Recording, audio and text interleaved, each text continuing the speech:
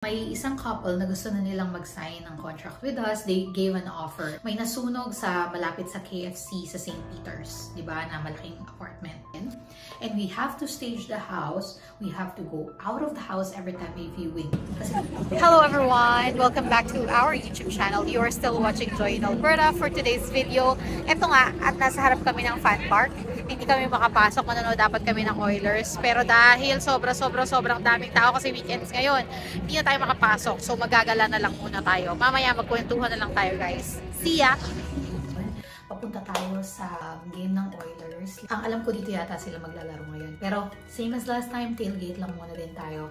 Doon nga pala sa mga nagsabing kami daw ay bandwagoners.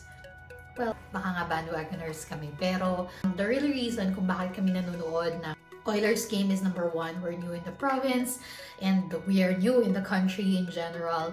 Hockey is not a big thing in the Philippines. Kaya ngayon lang kami talagang na-expose sa hockey. Hindi namin alam na ganito pala yung pagtanggap sa hockey before. Kahit sa PEI, hindi naman sobrang big thing ang hockey. Kaya naman gusto namin makita yung culture na ma-experience and be a part of the community. So if that is the meaning of being a bandwagoner, then maybe we are a bandwagoner. But we are trying to be part of the community. So sana, kung kayo legit na Oiler, since day one, iwasan natin yung pagsasabi ng mga bandwagoners. Kasi nga, syempre, sa amin hindi naman offensive. Kasi baka nga bandwagoners nga kami, no? Pero at the same time, parang nakikita ko naman yung sarili ko as someone who will support Oilers in the long run. Siguro ngayon, hindi pa lang talaga kami yung talagang, alam mo yun, die hard. But anyway, yung aming baby boy, ang aming pamangkin, inaanak ko na si Uno, pauwi na sila ng Philippines kasi ng Tuesday. He is a very big fan of anything sports related. Basketball, soccer, even hockey. Kaya naman gusto talaga namin ma-experience din niya yung playoffs and alam mo yun, yung makapanood ng gano'n. Kasi realistically, if you come from Philippines, this is really an experience of a lifetime, di ba? Hindi mo alam kailan ba ulit ang balik niya sa Canada, di ba? I have a very high hopes and nakikita ko na maganda ang future ni Uno kasi napakatalino at napakabait ng bata. Pero at the same time, while he is here and while we have the chance to, why not let him experience the things he can experience while he's here, di ba? So, samahan niyo kami. Ayan. Habang tayo nagpe-prepare, magkwentuhan muna tayo. The real na pag-uusapan natin today na gusto kong i-share sa inyo is yung update sa pagbebenta namin ng bahay. Napakahirap na pala talaga magbenta ng bahay dito sa Canada, guys. So, actually, second time na namin nagbenta ng bahay. Yung first time is yung first home namin sa Charlottetown. Yun talaga yung original home namin.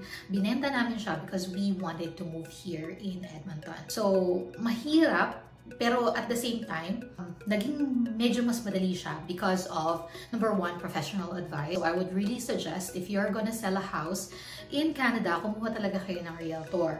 Nahirapan kami that time kasi hindi siya napapag-usapan sa community, di ba? Tayo mga Pilipino, ang karaniwan natin pinag-uusapan is bibili ng bahay or mag-rent ng apartment. But it's not really something talked about a lot, yung pagbebenta ng bahay. And I feel na dapat pag-usapan to because when you buy a house, you should know how to sell it to just in case you have to do it. Diba? So kami po, kumuha kami na realtor at that time. May dalawang bahay na kami noon. Kung sino yung realtor na binila namin ng dalawang bahay, siya na rin yung pinagbenta namin ng bahay. Someone can be good at buying, but not good at selling. That's what I feel. Although, our realtor did a great job. I would always recommend that you check other realtors na if sa kanya kayo bumili, tingnan nyo yung sa pagbentang side. Kasi mahirap siguro yung selling part. Although sa amin naman, nag-post kami, I think is after na ng snow. So yun pa isang tip na binigay niya sa amin. Don't take photos while may snow pa. Kasi pag may snow pa sa labas, naka-open yung windows, magte-take ng photos, makikita yan, may snow pa sa labas. Usually, ang buying season ay nasa pa-summer or summer itself. So, very rare, meron, pero very rare ang bumibili ng bahay during winters. And, if makita ng mga tao na titingin dun sa posting ninyo na nung tinake yung photo may snow pa, they will feel na it's an old photo or it's been a while since it's been in the market, diba? So, nag-take kami ng photo right after the snow melted. Actually, may konting snow pa sa labas at that time. Pero dahil nga, nagmamadali na kami, take photo. So, that was back in 2024, last year. So, Feeling ko around this time din yun eh. Ganyan, April, May. Tapos no, din nakapost na nga ng ganito. And then, nabenta namin siya guys is around September na. Closing date namin September. So ano nga ba yung mga naging challenges namin? Number one guys, pag may nag-offer sa bahay ninyo, hindi ibig sabihin nun, confirm na. Kasi maraming ano ba ang tawag nila doon?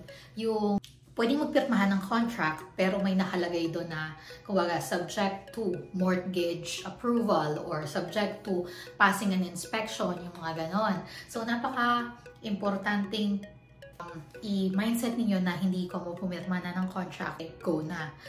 For example, may isang beses na very unfortunate naman ito, no? May isang couple na gusto na nilang mag-sign ng contract with us, they gave an offer. May isang couple na gusto na nilang mag-sign ng contract with us, they gave an offer and we're ready to counter offer. Na yung counter offer namin is very reasonable. We think na they will counter sign it naman. Unfortunately, when we send the counter offer that night, nabalitaan ko nyo kung taga-Charlottetown kayo, may nasunog sa malapit sa KFC sa St. Peter's, di ba, na malaking apartment. Hindi kanila yun. Pero yung bahay nila is beside that. And nagkaroon ng konting damage yung wall nila. And at the same time, kasi ang condition nila is parang subject to the selling of that home. So pag nabenta yung bahay, the deposit will go towards the payment of itong binibili nila sa amin. The problem is, dahil nagka-damage and at the same time, merong nasunog sa tabi nila, they are not anticipating that someone will buy their home soon. So, yun yung naging challenge. Kaya, they decided na mag-step back dun sa kanilang offer. Which, I think is for the best naman. Kasi, alam mo yun, iniisip din nila kami na we don't think we're gonna be able to sell the house soon. So, we don't want you to be tied up with this contract na alam namin na matatagalan. So, that's good. Alam mo, ang daming pwedeng lumabas ng mga problema. Number two is the unpredictability of the market. Sasabihin nila, seller's market na yun. So, sige, push. But you know what? Market can change so fast. Every minute, every second, nais kang makita. Charot. Ang bilis mag-change ng ating market. It's very hard to tell, even for the professionals, if you're gonna be able to sell the house or not. Another thing is, if you are planning to sell the house, try to upgrade some things. It's either the roof. Dito kasi sa Canada, ganun eh, may life ang roofs, 10 to 15 years lang, shingles. Another thing is, yung mga stairs. Anything 3 steps, kailangan yan may handle. Yung sa amin kasi walang handle. Pinalagyan namin yun. Very minor, very cheap, pero it helped a lot sa pagpupush din ng bahay. Kasi once pina-inspect nila yan, lalabas at lalabas sa inspection, every minor details kailangan lumabas sa inspection kasi dapat aware si buyer kung ano yung binibili niya. Now, when the time comes na binili ni buyer, bakit hindi namin alam to? Hindi yan kasalanan ni seller because one of the conditions of the sale of the property is supposed to be the inspection. So, balikan mo sa inspector mo, ba't hindi nila sinabi yan sa'yo? Si inspection, very good shield for the buyer and for the seller at the same time. So, a mutual benefit if the buyer goes through an inspection. Another thing is yung mga paints. Painting, napaka-murang way. Hindi man sobrang mura, pero that's a very simple way of how you can make your house look great again, diba? One thing that I wanted to point out as well is yung basement. Kasi hindi naman talaga nakaplanong bibenta namin yun. Unti-unti namin siyang finish and industrial look lang siya. Kasi nga yun yung cheaper way of how we can do it. So, medyo natapos siya. Meron siyang yung wall na parang ganito. Then, may flooring na rin siya. Ang hindi lang tapos is yung sa ceiling, which is, kaya nga, in industrial look namin, pinaint namin kasi siya ng black. Kasi gusto nga ni Kiko maging band location niya yun. Parang doon siya magbabanda-banda. So, hindi naman, ano naman yung black. Pero I think that also helped us to sell the house. So, assuming, hindi ko na kasi alam yung exact time na pinost namin siya, but I think it's after winter. So, sabihin na lang natin na April. So, April, May, June, July, August, September, half a year, we were able to sell the house. Pero ang hirap, guys. Kasi imagine niyo, every time na may titingin sa bahay, you have to stage the home. What does it mean to stage the home? You have to clean the house. You have to make sure everything looks good. Everything is presentable. So we have to keep our stuffs aside. Lahat ng kalat, kailangan pagsamasamahin nyo lang sa isang corner para, alam niyo yun, even the smell is actually part of staging. Pagpasok ng mga titingin ng bahay, amoy garlic, negative, di ba? Or amoy yosi, yan yung mga red flags. But when they come into the house and it feels, say, ano bang mga amoy naman? Ayoko naman i-ficacent. Sabihin ang amoy floral or very linen, clean linen ang amoy niya. Then it's another positive thing, di ba, sa mga tignan ng bahay. Imagine you have a baby. Back then, hindi pa siya, wala pang 6 months old si Vi back then.